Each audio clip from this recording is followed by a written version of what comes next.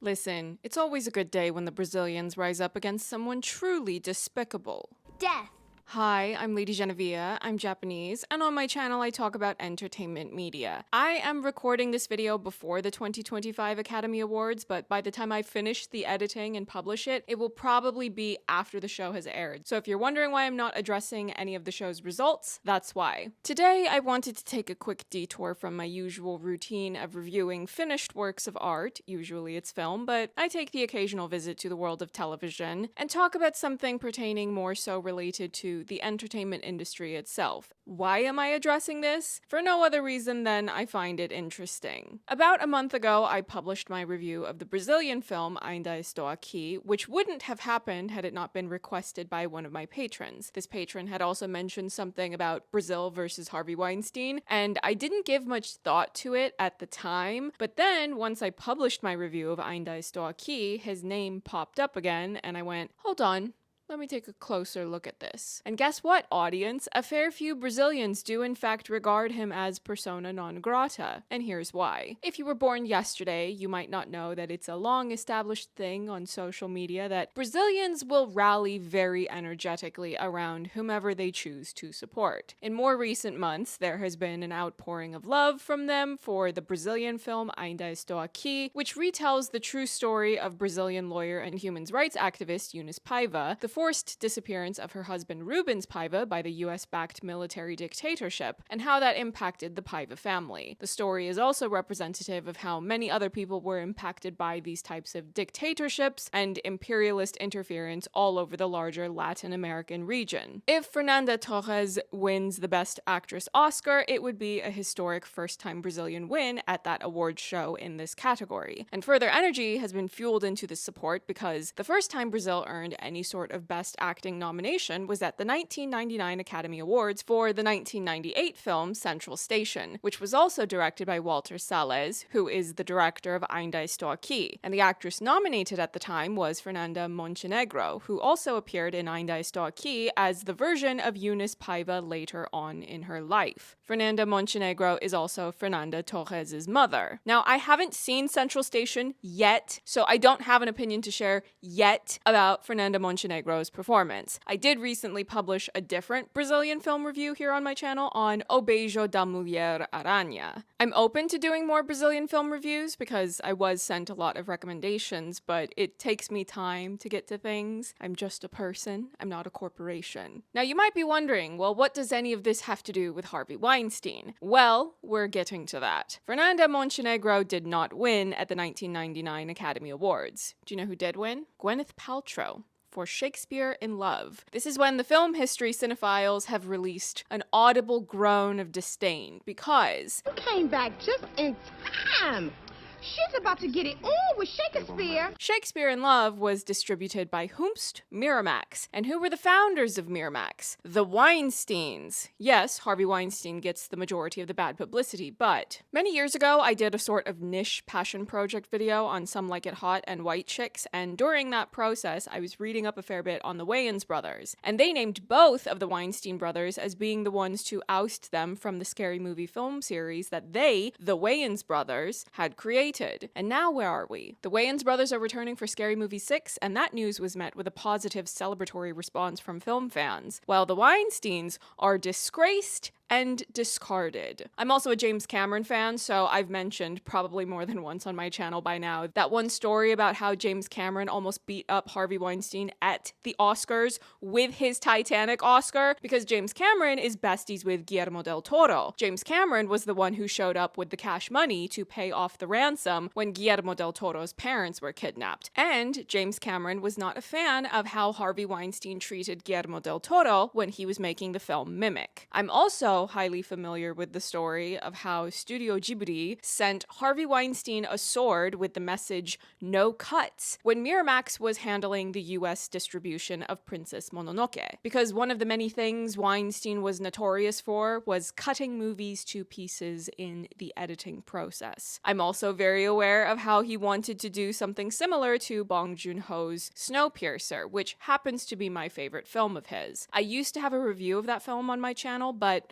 one of the companies involved filed a false copyright claim on that video, even though it fell under fair use. And that was not the only time that things like that happened to me when I've tried to cover Korean films. I did, however, recently publish a video about the source material of Bong Joon-ho's new film, Mickey 17. So Weinstein wanted to chop up Bong Joon-ho's Snowpiercer, shorten things, add some exposition dumping voiceover. It was a whole ordeal. But Bong Joon-ho refused, so the film ended up having a smaller distribution than originally intended. But because that film is a banger, and it ended up performing beyond expectations, it ended up having that release expanded a bit beyond what was supposed to be a very small, limited run. Then we fast forward a couple of years, and Parasite swept at the Oscars while Weinstein had been ousted from the Academy. All of this to say, so many artists and storytellers whose work I admire have had terrible experiences with Harvey Weinstein. So when I found out that many Brazilians don't like him either, and had him as persona non grata even before all of the allegations were brought to light, the ones that got him locked up, I was intrigued.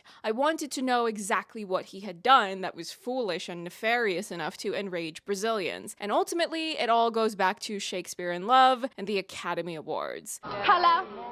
Hey, girl. I'm in the movie. Shakespeare in Love.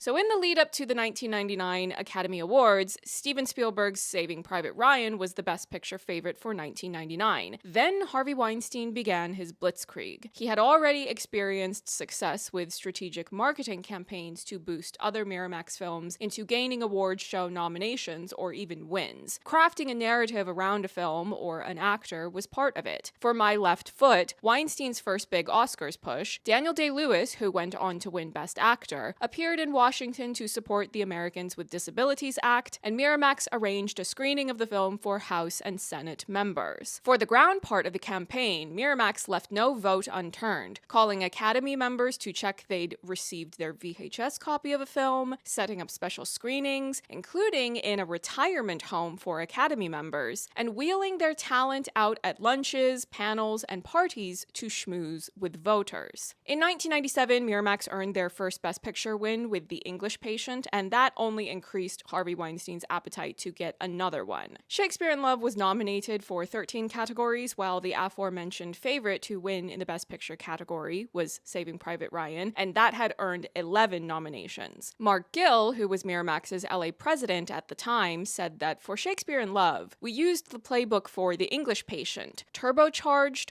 on steroids. It was just absolutely murderous the whole way through. I mean, the hours were ridiculous and the demands were insane. Just unbelievably crazy stuff. Plenty of testimonies have been shared over the years about the highly demanding hours of labor for the film's talent and the people who worked in publicity. Things reached a head when word spread that Weinstein was secretly badmouthing Saving Private Ryan to journalists, trying to plant the idea that the film tailed off after the first 25 minutes. This kind of negative campaigning was a huge no-no in the Oscars race. Spielberg refused to stoop to Weinstein's level, but DreamWorks stepped up their campaign, running lots more ads in the trade press. Marketer Terry Press, who was working at DreamWorks at the time, said, "They tried to get everybody to believe that Saving Private Ryan was all in the first 15 minutes. I said to Steven Spielberg, listen, this is what's going on. Steven said to me, I do not want you to get down in the mud with Harvey." Now, by comparison to these Hollywood bigwigs, both famous and infamous, Central Station had received 2 Academy Award nominations. Best Foreign Language Film, which ended up going to Roberto Benigni's Life is Beautiful, and Best Actress for Fernanda Montenegro, which ended up going to Gwyneth Paltrow of Shakespeare in Love. Now, for as easy as it might be to make jokes about Gwyneth Paltrow's acting, I would rather leave that to the professionals, like Richard Ayoade.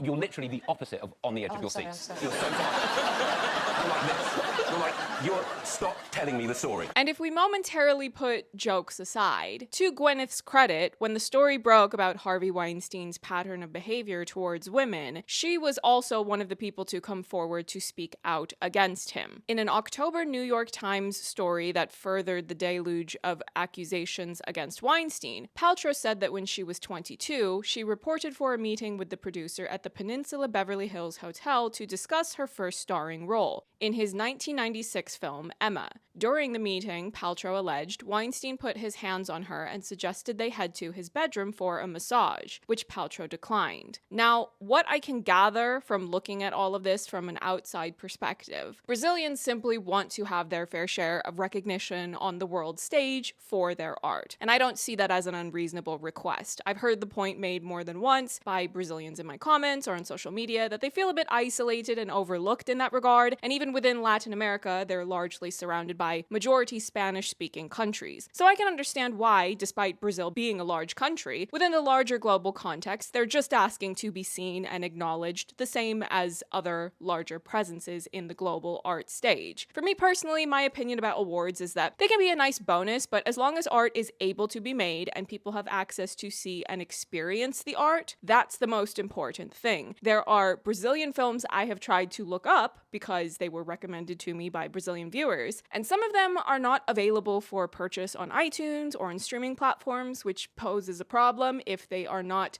uploaded in a way that I can watch that has subtitles to translate the dialogue. So then I find myself in a position of putting those films back on the very large shelf in my brain of things I would like to watch or rewatch, and then I presume that I will come back to them at a later time when I can hopefully find access to them. Harvey Weinstein may have not been specifically trying to target or sabotage Central Station from being able to win. From what I gleaned from reading testimonies, it was Saving Private Ryan that he went out of his way to target with a strategic effort to badmouth and sabotage its standing amongst entertainment industry professionals. But there is simply no denying that there was a blitzkrieg of award show campaigning that in turn helped Shakespeare in Love to win in multiple categories, including for Best Actress. Now, that might be reason enough for some Brazilians to have held onto a grudge against this man for all those years. But if we're talking about award shows specifically, I found that the ugliest part of this historic seismic strategy to award show campaigning was the fact that it permanently altered how Hollywood and other film industries that visit that space approach the award show season. Yet as controversial as Weinstein's campaign was, and despite the bad taste it left in the industry, it marked a permanent shift in how studios approached awards season. He might have won the battle, but he'd started a war. It was an arms race, says Michael Schulman, author of Oscar Wars, A History of Hollywood in Gold, Sweat and Tears. Every studio now felt that they needed to run a Miramax-style campaign. So you now had everyone in Hollywood trying to out-campaign each other and hiring a battalion of campaign strategists. And that's how we got this bloated cottage industry of awards campaigning. The next year, DreamWorks went full throttle with their campaign for American Beauty and pulled off the win. They did it again in 2001 with Gladiator. Remnants of Weinstein's methods could be seen everywhere. Negative stories about films would appear during awards sessions, often with suspicions that they were planted.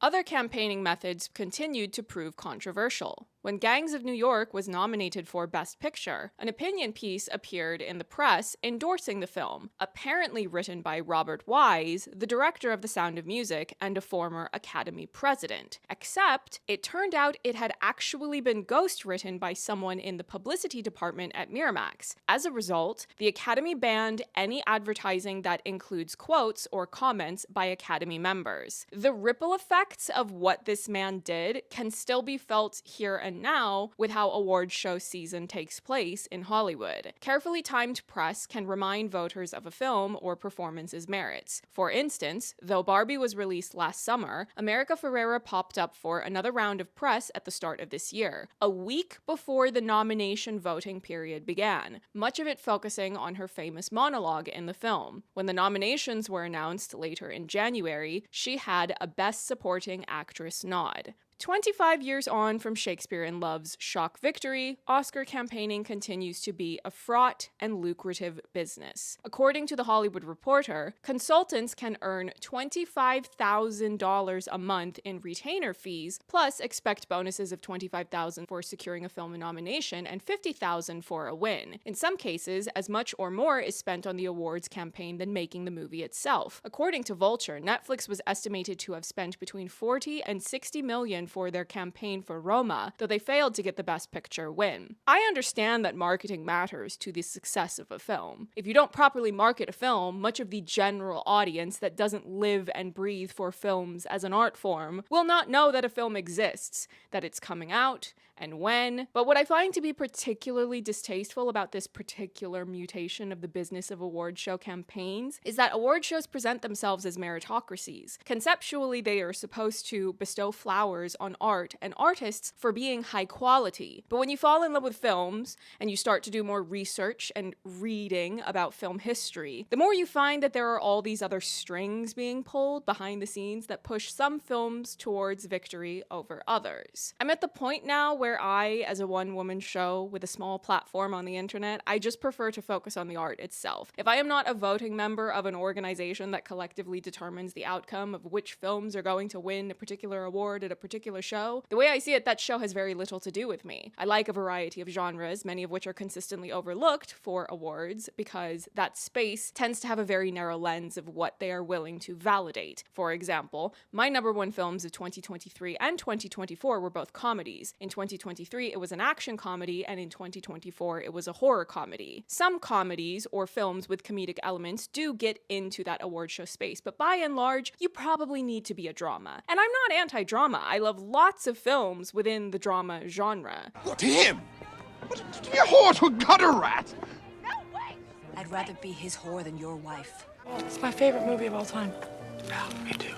But all of this to say, award shows that have a tendency to be exclusionary to art from other countries, often keeping those films locked into just one international category, are exclusionary to the full range of incredible stories that span the full spectrum of genres, exclusionary to the films that don't campaign well enough to secure the win. Maybe, just maybe, we should keep all of those elements in mind so that if and when we don't like the outcome of a show, we don't lose sight of what's really important, which is the art and artists themselves. Encouraging others to watch and rewatch art is what keeps that art alive. Just look at how many films have won an award and then the years go by and the general consensus becomes, well, that was a terrible choice to win that. The editing was terrible. How could that win Best Editing? That film's messaging is offensively bad. What an awful choice for Best Picture. And again, awards are nice, but if we only focus on that, that's not enough to keep films alive and in full circulation, readily accessible to all. Enthusiastically, earnestly sharing art with others is crucial to keeping that art alive. But those are just my thoughts. I felt especially inclined to make that point because one of the shifts I've made in 2025 is that I've made more of an effort to go back and watch older films. I talk more about them on my Patreon because YouTube can tend to get fussy when you don't pander hard enough to their algorithms with whatever the newest trend is of that particular moment. But I find it sad when I start looking through trivia about older filmmakers or performers, and I find out that different works of art that they've created are now lost media. If you let businessmen run around unchecked in artistic spaces, they will carelessly discard or destroy art, so I encourage the people at large who have a passion and enthusiasm for art to push for that art to be made more accessible. At the risk of sounding petulant, just let me watch what I want to watch. Why is 4 Days in September not available on iTunes?